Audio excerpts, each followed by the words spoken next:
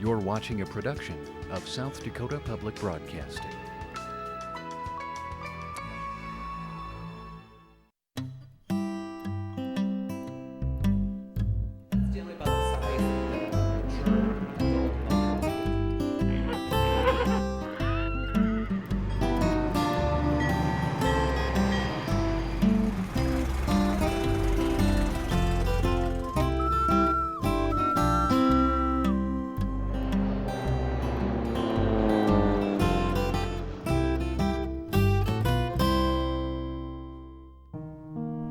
Big towns, little towns, ghost towns. South Dakota claims some of each. But why do some towns grow, others stay small, and some disappear? Towns sometimes grow because they're next to valuable natural resources, like good farmland or gold mines.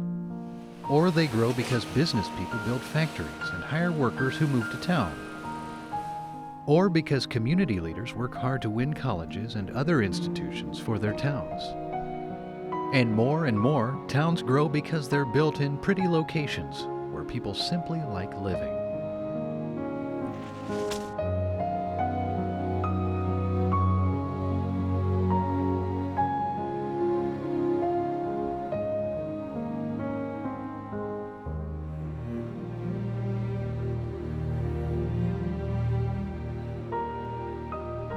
Big or little, there are always stories of high hopes behind towns.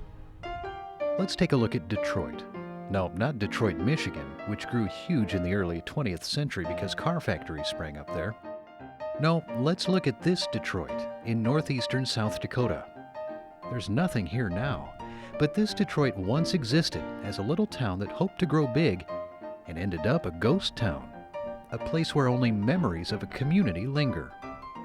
From 1883 to 1886, Detroit, Dakota Territory boasted a post office, hotel, store, newspaper, and blacksmith shop. Detroit's people spent Saturday nights in a town dance hall and Sunday mornings in a Methodist church, and all the while they waited for something that would make their town boom: the railroad. But trains never came. After 3 years, Detroit disappeared. Or rather, pieces of Detroit were loaded up and moved. The store went to the nearby town of Claremont.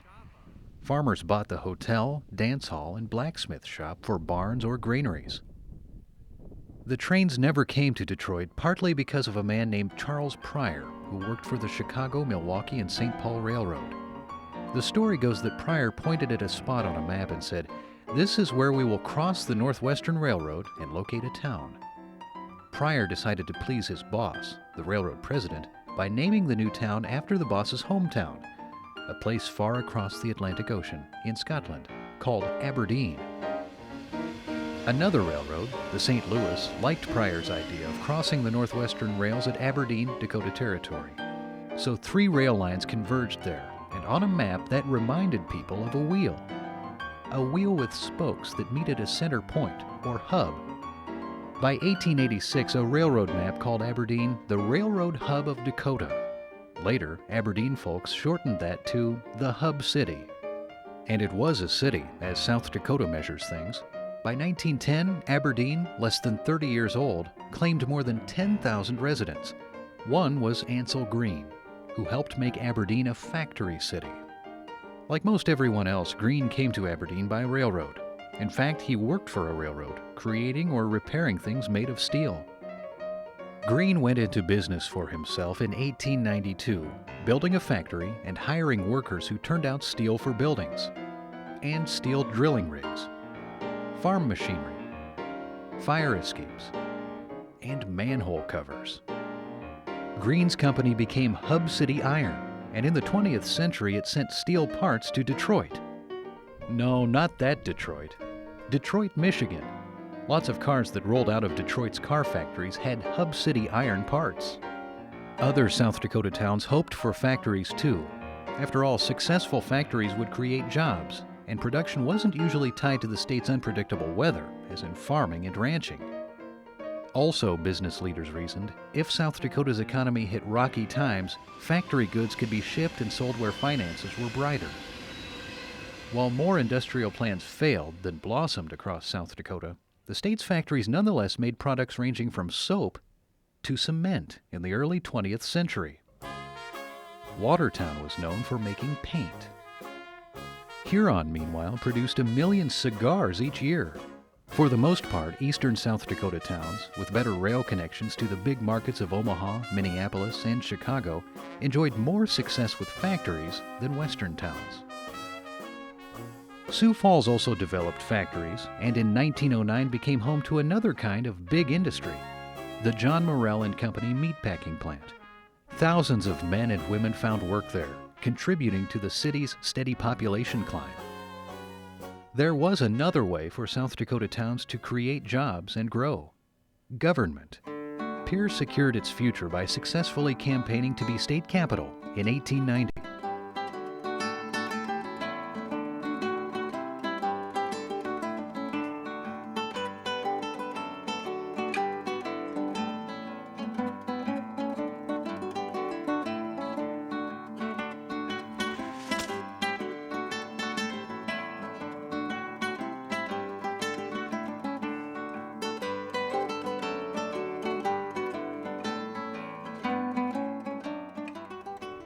Other communities campaigned and sometimes battled one another to become county seats, home of the county courthouse, and county jobs.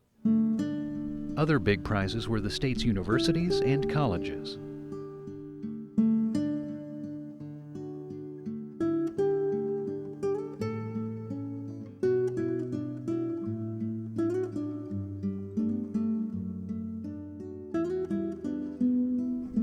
Sioux Falls got the state penitentiary, and Hot Springs, the state's home for retired soldiers. State homes and schools for South Dakotans with disabilities went to Aberdeen, Redfield, and Sioux Falls. In addition to state government, the United States government came to South Dakota towns to build, creating, among other things, military hospitals and Ellsworth Air Force Base near Rapid City. Think someone in Washington, D.C. pointed at a South Dakota map and said, "Here is where we'll build," like Charles Pryor? It never worked that way. Organization and hard work by South Dakotans were always behind government projects like Ellsworth. In fact, planning and years of effort are usually behind any town development. Huron, for example, lost some businesses and jobs in the late 20th century and then went to work to create new ones. Well, I think it's important for people to know, particularly in a community like Huron, that really growth and development that comes to a community is because of volunteers. It's not really any one particular organization that's the key reason why a business chooses to locate here, but really it's individuals that work together. Our resources are very strapped at times, and so we have to rally together to bring individuals from the business community and the public sector. Our school system has done a very good job of working with our office to make sure that education for new people coming to our community will be in place.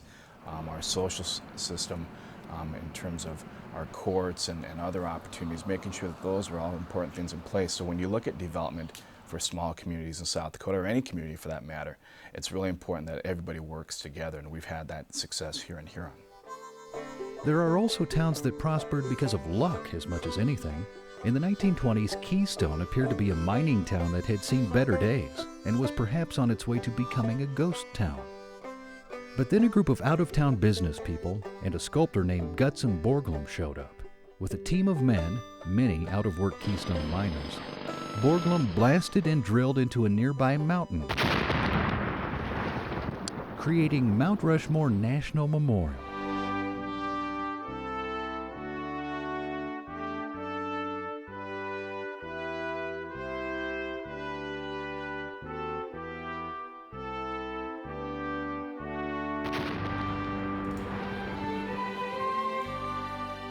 The president at a stupendous shrine dedicated to great presidents. A mountain carved as a patriotic monument, Mount Rushmore, South Dakota. Beside the mighty face of Washington is that of Jefferson. Covered by the flag, it's to be unveiled, and is dedicated by President Roosevelt on his tour of the Dust Bowl. Sculpture by the power of dynamite.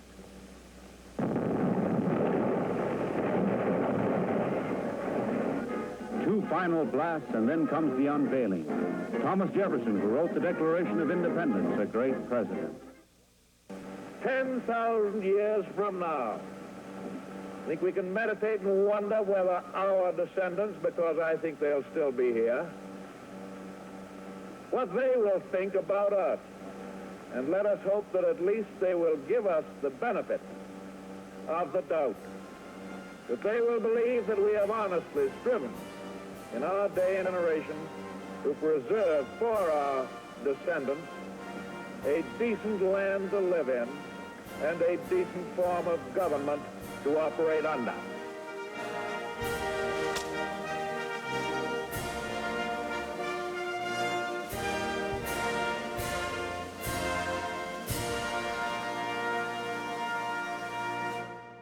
Far from a ghost town, Keystone now sees 3 million visitors every year. Factories, government, Air Force jets, big presidents. All can help communities grow, but what makes them shrink? Sometimes people leave because local jobs don't pay well, or because there are no new jobs at all. Sometimes young people leave because they're bored, or for schooling that leads them to new opportunities other places. And then there's farm machinery, perhaps even some of the machinery Hub City Iron made. Advances in farm and ranch equipment made it possible for just a few people to work land that once required lots of hands.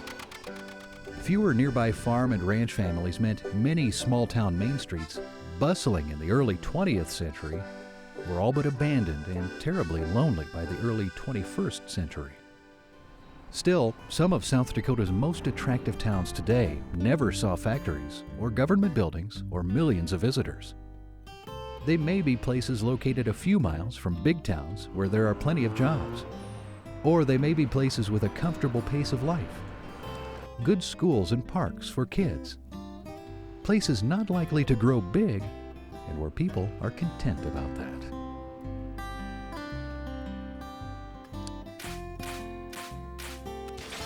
For additional information, a teacher's guide, games, quizzes, and more, log on to dakotapathways.org.